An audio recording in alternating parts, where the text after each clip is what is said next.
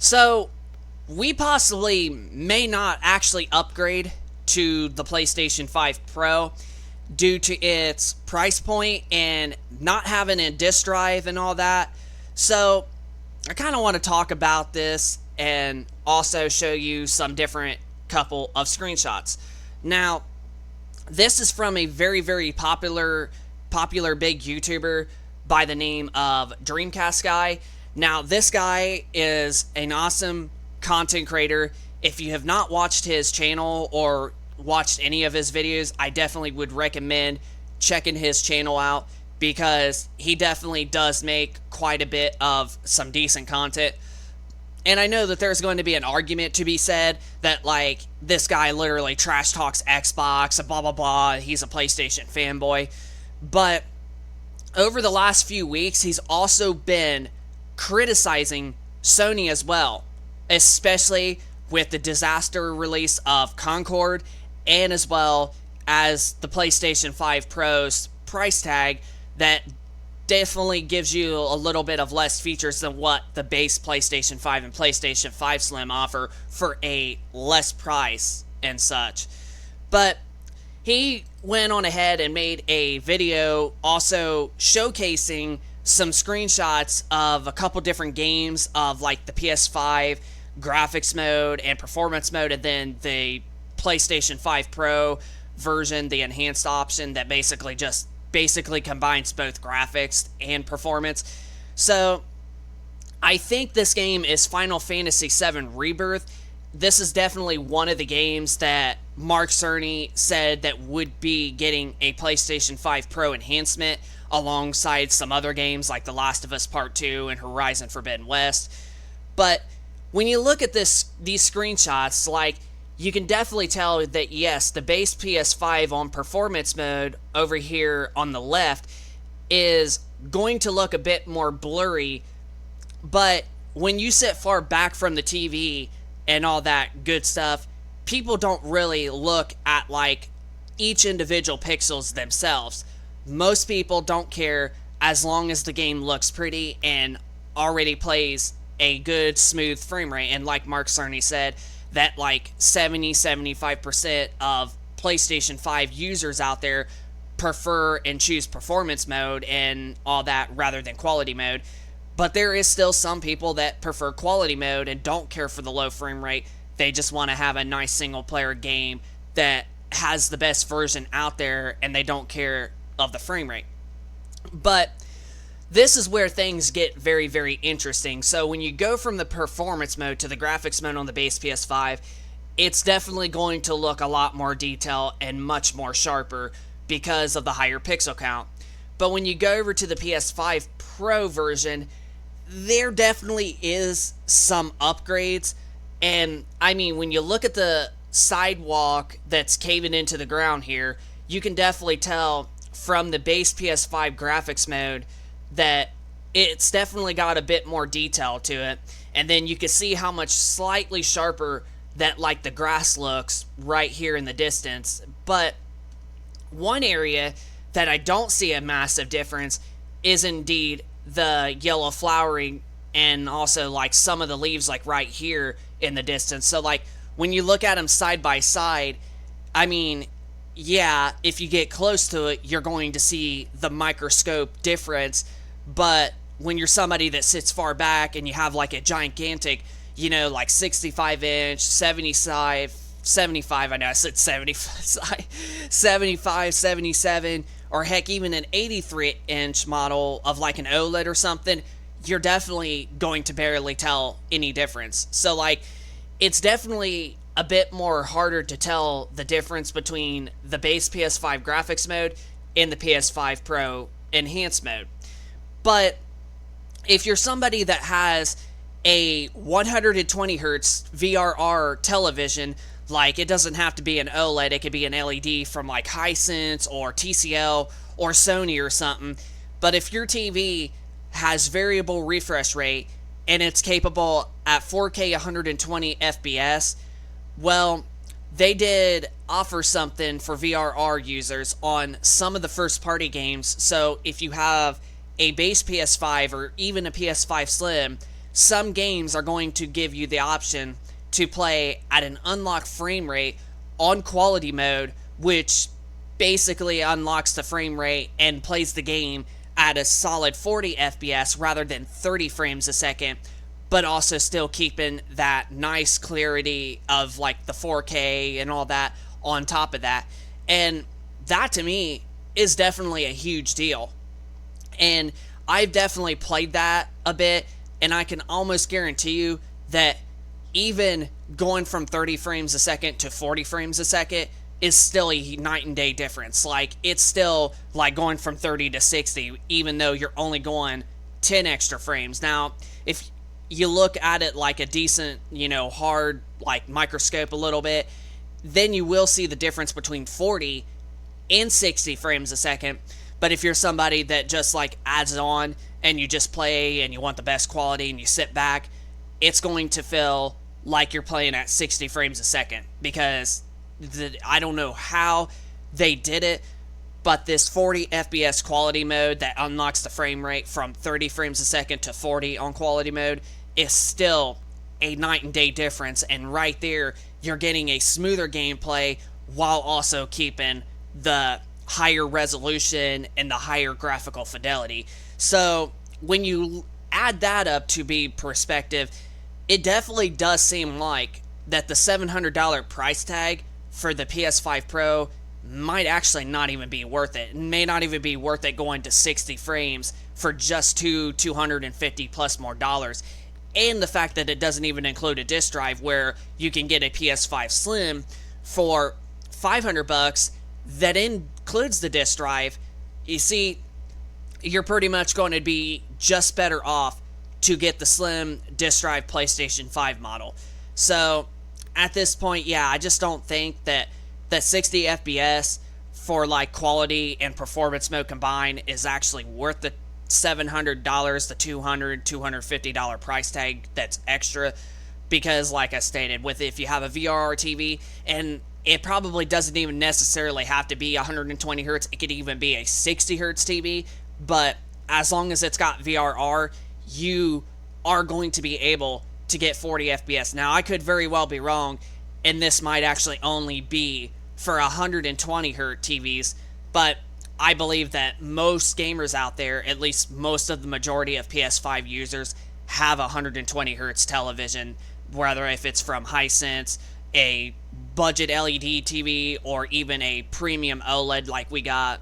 I believe that most of the PS5 gamers out there, is what I mean to say, have a 120 hertz TV. So let's go on ahead and let's look at some different footages. So over here, you can actually see, like, this is another one.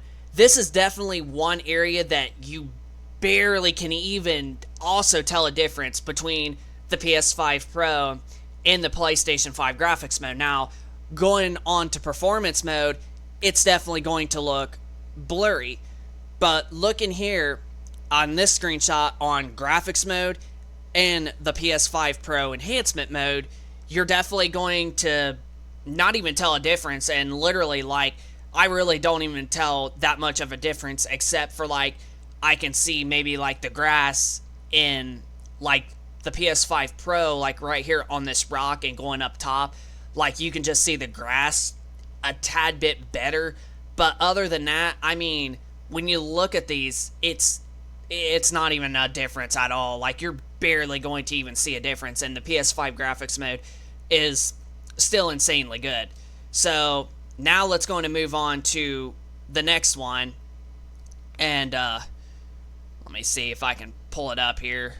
So, like, yeah, so he zooms in, and, like, if you just look at this, yeah, like, there's almost, like, no difference between the graphics mode and the PS5 Pro enhancement mode. The performance mode is the one that's not going to look the sharpest, as you can tell. The only differences I can tell in this screenshot is that the pink flowers down here in the water might actually look a teeny bit crisper, but then when you sit back and you look them side by side, it's literally exactly the same. So, yeah, I just don't think that we're going to get a PS5 Pro. Now, here's this first screenshot that he also showed, but now he zoomed in a little bit. I mean, the PS5 performance mode, even though it looks blurry, when you sit back, you can literally see how good that it actually looks once you sit back. But when you look up, it's going to look like trash, literally. And most people ain't like sitting directly up on their TVs, be like, oh, I got to see every inch of detail. Like, that's just not how they do it. But then when you look at the PS5 Pro and the PS5 graphics mode, like, I can literally sit back and literally, I don't even see the difference at all between the graphics mode and the PlayStation 5 Pro mode. Like, literally. I literally do not see hardly any differences between this. So, here's another screenshot, and really, in reality, like, the PlayStation 5 graphics mode, yeah, it does look, in this part, a tiny bit blurry, but barely not that much.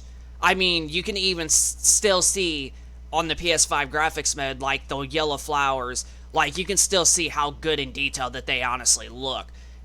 And the only thing that you're going to see on the PS5 Pro mode with this zoom in picture he's got is you can definitely see the grass and like down into the ground. You can see at the ground a lot more detail. But when you look at it from this perspective, I mean, it's literally not a huge difference whatsoever. So yeah, I just don't think the PlayStation 5 Pro is honestly worth the $250 extra price tag. The only advantages that I will give it is that it definitely includes a 2 terabyte storage rather than a full 1 terabyte. But I think that what we're going to do is sometime after 2025 starts, and I know this might sound a little bit weird, and it's probably going to say, well, it's not worth it. But I think what we're going to do is we're going to upgrade to the PlayStation 5 Slim, so that way we can get those 150 to almost 200 extra gigs, and then at the same rate, we're going to purchase a, external, or not external, but internal SSD that we can put into our PlayStation 5s. And because the PlayStation 5 Slim does include a disk drive, and it's got a little bit extra space, and definitely is so much lighter, and I would probably feel safe carrying that console to a friend's house rather than carrying one of my two LG big, huge VCR models. But with that being said, I think that that's just what we're going to do, is we're not going to get the PlayStation 5 Pro for $700, but we're going to get a PlayStation 5 Slim due to it being so much lighter and having a tiny bit more extra storage. And then when we expand the storage, we're going to have more than what we would have with our current PlayStation 5. So, minus all of that, I think that that's honestly what we're going to do. It's just we're going to get the PlayStation 5 Slim probably next year sometime, and we'll do an unboxing and a review video and just checking it out and all that.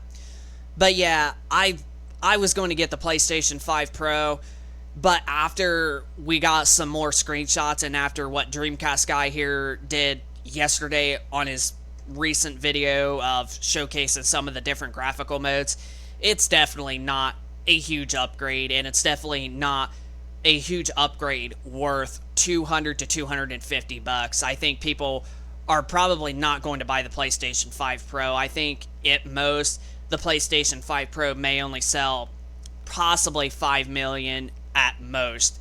I don't even think it's going to sell as much as the PS4 Pro did. The PS4 Pro did, however, had a less price tag, and it had a huge upgrade to where you went from 1080p all the way up to 4K, and it was a night and day difference. This, on the other hand, is just like, wow, it just looks almost like just a tiny bit better version of the base PS5 when the PS5 already looks good. So that's how the PS5 Pro from the OG PS5 to me looks like. So yeah, you're just going to be better off to get the PlayStation 5 Slim at this point if you haven't got one, and save the $200 that gives you a disk drive. or you can even save $50 more and get the digital version, and you're almost going to be saving like $300 than what you would be paying for a PS5 Pro and such. So yeah, $450 for a digital PS5 rather than a PS5 Pro digital for $700. I just think you're going to be better off to just get the PlayStation 5 Slim, whether if it's the digital or even that includes the disc drive. But yeah, at this point, yeah, I just don't think we're going to get the PlayStation 5 Pro, but we're not saying that it's not going to 100% happen, because if it gets a discount price or has a huge sale, if it's something like at $600 or maybe $550 or $500 and like the next year or so, then we possibly may get it.